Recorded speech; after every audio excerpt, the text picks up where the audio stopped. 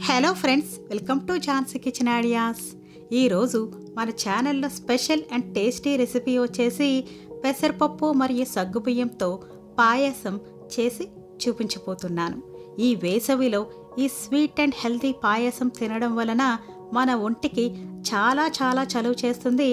అలాగే ఈ పాయసం చాలా కమ్మగా చాలా రుచిగా ఉంటుందండి. సో ఫ్రెండ్స్, ఇప్పుడు నేను చూపించబోయే ఈ రెసిపీ మీకు నచ్చితే ఒక లైక్ చేయండి.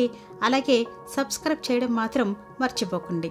ముందుగా దీనికోసం ఒక గిన్నెలో అరకప్పు సగ్గుబియ్యం వేసుకోవాలి. ఇప్పుడు ఇందులో ఒక కప్పు నీళ్లు వేసి ఈ సగ్గుబియ్యంని నాననివ్వాలి. ఈ విధంగా మన సగ్గుబియ్యం నానబెట్టడం వలన మనకి సగ్గుబియ్యం అన్నది ఉడికించుకునేటప్పుడు చాలా తొందరగా ఉడికిపోతుందండి. నెక్స్ట్ ఇప్పుడు ఒక కప్పుడు పెసరపప్పుని కుక్కర్లో తీసుకోండి. ఇప్పుడు ఈ పెసరపప్పుని స్టవ్ మీద లో టు మీడియం ఫ్లేమ్లో పెట్టి కొంచెం ఎర్రగా అయ్యేంత వరకు ఈ విధంగా కలుపుతూ వేయించండి. ఈ పెసరపప్పులో ఫైబర్, విటమిన్స్, ప్రోటీన్స్ అన్నవి చాలా ఎక్కువగా ఉంటాయండి. కాబట్టి మీరు ఏదో ఒక విధంగా ఈ పెసరపప్పుని వీక్లీ 3 to 4 టైమ్స్ ఉండేలాగా ప్లాన్ చేసుకోండి. ఇలా ఈ విధంగా ఫ్రై చేసుకున్న తర్వాత ఇప్పుడు ఒక కప్పు పెసరపప్పుకి 3 కప్పుల వాటర్ని వేసుకోవాలి. నెక్స్ట్ కుక్కర్ మూత పెట్టి మీడియం ఫ్లేమ్లో 4 విజిల్స్ వచ్చేంత వరకు ఉడకనివ్వాలి.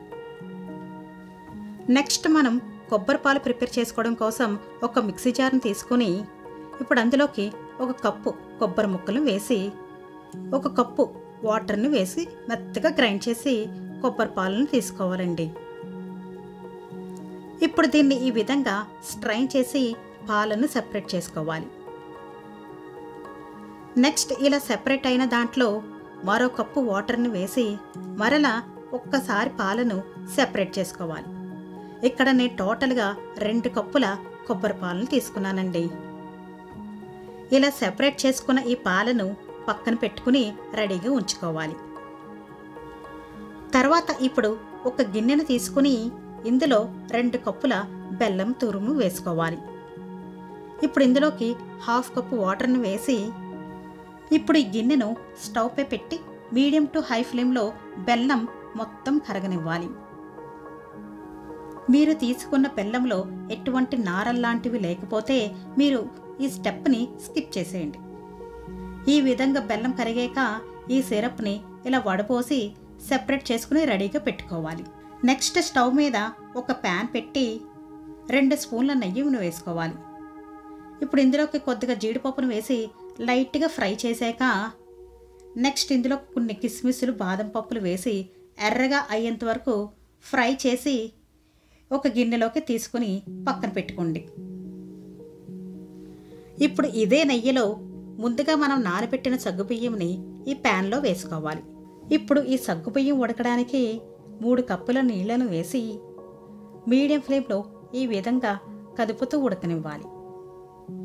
ఇలా ఈ నెయ్యిలో వీటిని ఉడికించడం వలన ఈ సగ్గుబియ్యం అన్నవి ఒక్కదానికొకటి అతుక్కోకుండా ఉంటాయి. ఈ సగ్గుబియ్యంని మనం 1 గంట సేపు పాటు నానబెట్టాం కాబట్టి ఇవి ఒక 5 to 6 మినిట్స్లో ఉడికిపోతాయండి. ఇలా ఈ సగ్గుబియ్యం పైకి తేలి ఈ విధంగా ట్రాన్స్పరెంట్గా అయ్యిందంటే మనకి ఇవి ఉడికినట్లే అండి. ఇలా ఈ విధంగా ఉడికిన తర్వాత మనం ఇందులోకి ముందుగా మనం ఉడకపెట్టి రెడీగా ఉంచిన పెసరపప్పును తీసుకుని ఈ విధంగా లైట్గా స్మాష్ చేసి తీసుకోవాలి. ఇప్పుడు ఈ పప్పుని ఇలా ఉడుకుతున్న సగ్గుబియ్యంలో వేసి 5 నిమిషాల పాటు మీడియం ఫ్లేమ్లో ఈ విధంగా మిక్స్ చేస్తూ కలుపుకోవాలి. లేదంటే అడుగంటేస్తుందని గుర్తుంచుకోవాలి. ఇలా 5 నిమిషాల పాటు ఉడకపెట్టిన తర్వాత ఇందులోకి ఇప్పుడు మనం ముందుగా రెడీ చేసి పెట్టిన కొబ్బరి పాలను వేసి 5 to 6 మినిట్స్ పాటు ఇలా కలుపుతూ ఉడకనివ్వండి. ఇక్కడ మీరు కొబ్బరి పాలు బదులుగా కావాలంటే నార్మల్ పాలైనా యూజ్ చేసుకోవచ్చండి. ఆ పాలు కూడా 2 కప్పులు వేసుకుంటే సరిపోతుంది. ఇక్కడ మనం కొబ్బరి పాలు వేసి చేస్తున్నాం కాబట్టి ఈ పాయసం అన్నది చాలా చాలాగా రుచిగా ఉంటుందండి. అలాగే మన హెల్త్కి కూడా చాలా ఆరోగ్యం కూడా.